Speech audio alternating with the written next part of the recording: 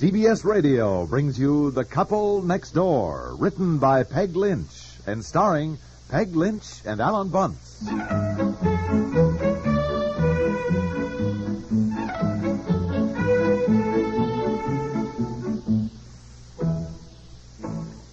Well, my goodness, you're certainly home early this afternoon. Yeah, and do you realize it's the first time I have been home by 3:30? The first time since last November. Wasn't it November? November, yes, I think so. It was right after we got home from Europe. Yeah. We got home in November. Grandshaw had this efficiency expert at the office when I got back.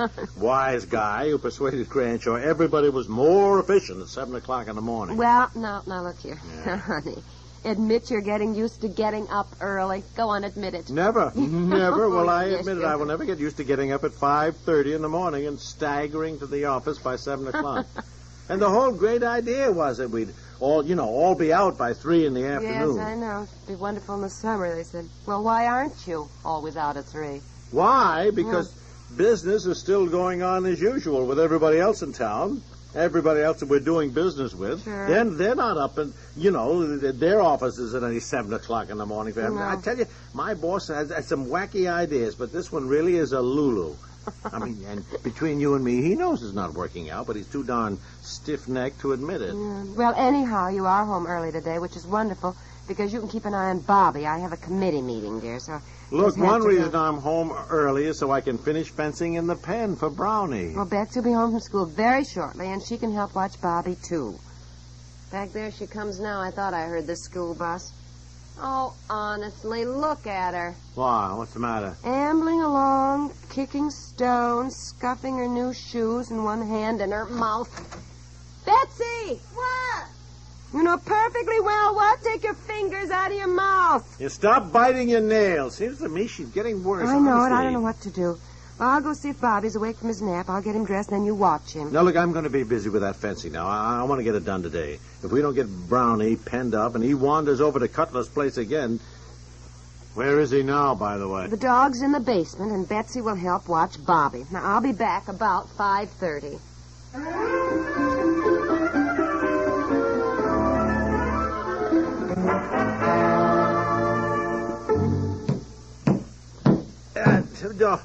Betsy, for Pete's sakes, when you see Daddy's hammering, don't stand right in front of him. I'm sorry, Daddy. Are you going to have the pen finished this afternoon so we can put Brownie in it? Yeah, I hope so. Never realized it was going to be such a job, I'll tell you that. Oh. Does your back hurt? Yeah. Yeah, if it hadn't been for my back, I'd probably have had this finished over the weekend. Stop biting your nails. I wasn't. Well, I don't know what else you call it. Dear. Oh, for Pete's sakes. You still home? Thought you'd gone to a committee meeting. Yeah, well... Now, why you insist on gadding around with a cold, I don't know. I'm all right. I feel a lot better today, and I'm out of the contagious stage anyhow, I think. Well, I was sort of hoping Bobby would wake up from his nap so I could get him dressed first. But he's still sleeping, and I have to leave. So, Betsy, when he wakes up, put that little white jersey on him, and there's some navy blue shorts. I laid everything out on the bed. Take your fingers out of your mouth.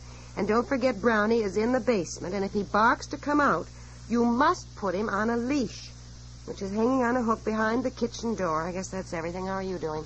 Well, I'll have it finished by the time you get back, I think. I just have to nail the fencing to each side of this glorified doghouse. Boy, I tell you, the next time somebody offers to give us something that has to be trucked over here. All right. Well, I mean, you see what? Now, let this I know, but now let's not start that again. Darling, Betsy, please. I wasn't biting my nails. I was just scratching my chin. Oh, scratching your chin, really. Think up one new excuse after another. Oh, I knew there was something else. I have a meatloaf ready to go in the oven. Now, dear, listen to me. All you have to do is take it out of the refrigerator and put it in the oven at 5 o'clock and just turn the oven to 350. 350? 350. Can you remember that now, or shall I call you from the committee meeting at 5 and remind you? No, thank you very much. You do not need to call me and remind me. I may be going around in circles this past week, or with getting cats off the roof and keeping dogs out of the neighbor's garden and chasing loose canaries around the house. But I hope I still have enough wits left to turn on an oven. Right, dear. Wow. 350 now. Put it at 350. 350. Yeah. As I said before, I'll be back about... Betsy, please, for Mama, you said you'd try not to, dear. I wasn't biting them. I'll be back about 5:30. What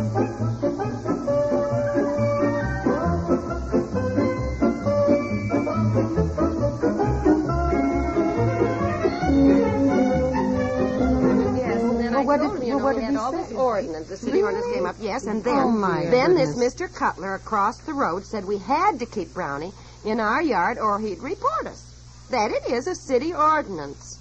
And everybody in town is supposed to keep his dog tied up or penned up or something. But my goodness, nobody does. Do you, Anne? Oh, heavens, no. I don't even think Spotty could stand being tied up. Well, neither can Brownie. Anyhow, I think it's cruel to tie a dog up. I think it gives them a mean disposition. I do, too. Yes. So we're building him a pen. We're fencing in a place about 40 by 20 so he has plenty of room to run. I'm not sure he's going to like it at all. Well...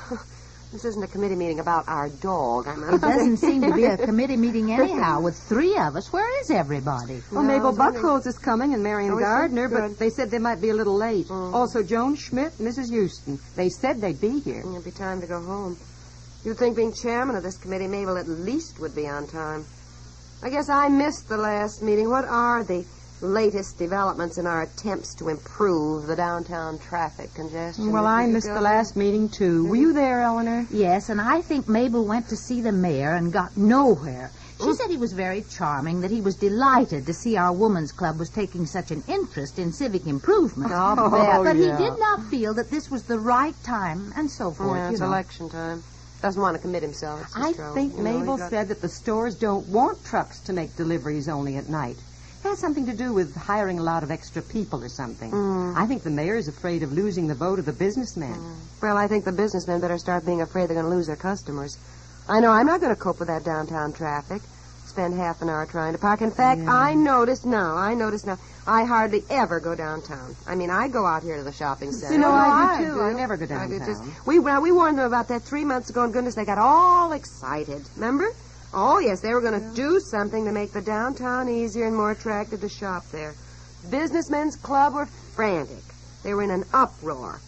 They've done nothing, it seems to me. At least that's the way I figure. It's our fault. We haven't kept up the pressure. That's right. Look at us here today, 3 of us, and there should be 15 here. Somebody's always getting up permanent, or their child has mumps. Or we're all busy spring house cleaning, you know. Well, I guess we'll have to swing into civic action again. Anne, please, are you biting your nails? Oh, dear, was I? Well, I used to when I was little, and even now sometimes I find myself... Oh, it's just a nervous habit, I guess. I suddenly remembered I was ironing, and I wondered if I turned the iron off. Oh, I'm sure you did. Don't think about it. I'm sorry I jumped on you like that, but That's Betsy all right. is driving me crazy lately, biting her nails. I don't know what to do. Believe me, there's nothing you can do. My mother tried everything, and the more she said, take your fingers out of your mouth, stop biting your nails, the more I bit them. Just what I say read an all the time. article lately on that. It said you should appeal to a child's vanity. Tell her what pretty hands she has and how much prettier they could be. Buy her a manicure set and let her wear a little pale pink polish so she's proud of the way her hands look. Oh, I tried that. Betsy just got the polish all over everything. No, that doesn't work. I was always being given manicure sets.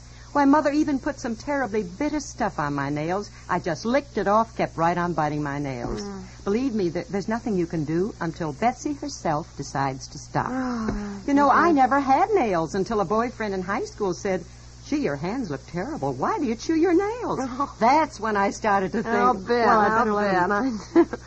Well, I hope Betsy stops before she's in high school. It drives us just wild. It's the parents' fault, you know. Oh, yes, this article I read said that a child who grows up in a calm, quiet, easygoing family life will rarely bite her nails. But it said that where parents get excited over even small things, a child senses this, and it creates emotional insecurity. Well, I certainly think we have a calm, quiet, easygoing family life, don't you? Don't you? We don't? What are you laughing at? I was remembering the time about 2 years ago when Betsy put green dye by mistake instead of bubble bath into her daddy's bath water.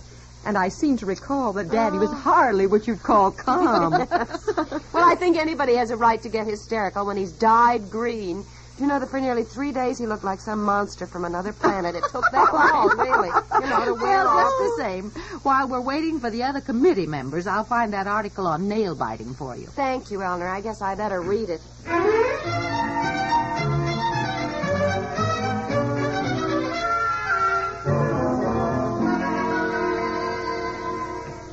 And furthermore, this article on nail biting said that its parents both...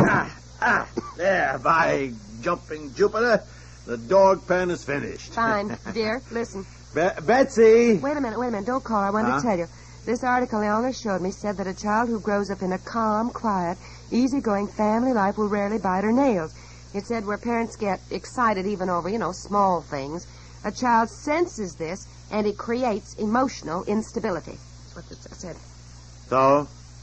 So, apparently we should be calmer, not get excited about things. Who gets excited?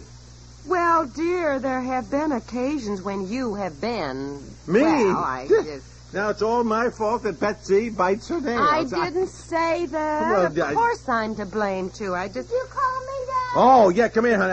I finished the pen. Bring Brownie. We'll put him in. Well, he's just eating his dinner now. Bobby and I were just feeding him in the basement. Oh, well, when he's finished, bring him out and put him in, huh? All right, Daddy, but how do I put him in? How do you put him in? What do you mean, how? Well, the fence is too high, and the dog's too heavy anyhow for me to boost him over. I mean, shouldn't there be a gate of some kind? Daddy? Oh, my goodness. I think I know what Betsy means. I know what Betsy means, too. Dear. Dear. Now, remember. Keep calm. Didn't you even think of making a gate? I mean, we'll have to go in and out taking Brownie's food and giving him fresh water. Even I don't think could reach over the fence. Betsy, go back. Dear, Betsy, go back and keep an eye on Bobby and the dog. Go on, so Bobby doesn't accidentally let Brownie out the door. Go on, dear. Go on. All right, but I'm pretty sure we need a gate, Daddy. Yes, I know. Dear. I never even thought of having to have a gate. I never thought of it. How are we going to get in and out? Well, never mind. I know it's more work, but worse things have happened, dear. Keep calm. Keep calm, dear. Yeah. In fact, come on in and have dinner. The meatloaf should be done by now. Did you turn the oven on at 5? Oh, no. I never thought of the meatloaf. I am sorry. I never thought of it. All I can say is it's a wonder I don't start biting my nails, dear. Yeah. Never mind. We'll just have dinner later, that's all. The important thing for Betsy's sake, we must be more relaxed and easygoing. Look, I am so relaxed and easygoing, now I build a fence without a gate. Well, now. What's worse, a 9-year-old child points out my mistake. Well, I don't think I...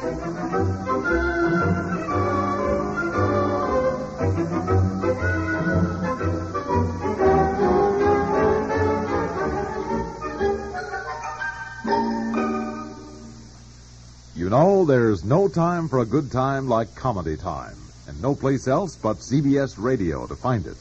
Comedy Time, as we hope you already know, is a lightly interlude each weekday evening when Amos and Andy, Bob and Ray, and Andy Griffith make light of life and light of listening as a result. CBS Radio cordially invites you to Comedy Time with its familiar Amos and Andy Music Hall, Andy Griffith Show, and the antics of Bob and Ray, Monday through Friday at this address. Part of the different sound of your station outlet of CBS Radio. The Couple Next Door stars Peg Lynch and Ethel and Bunce.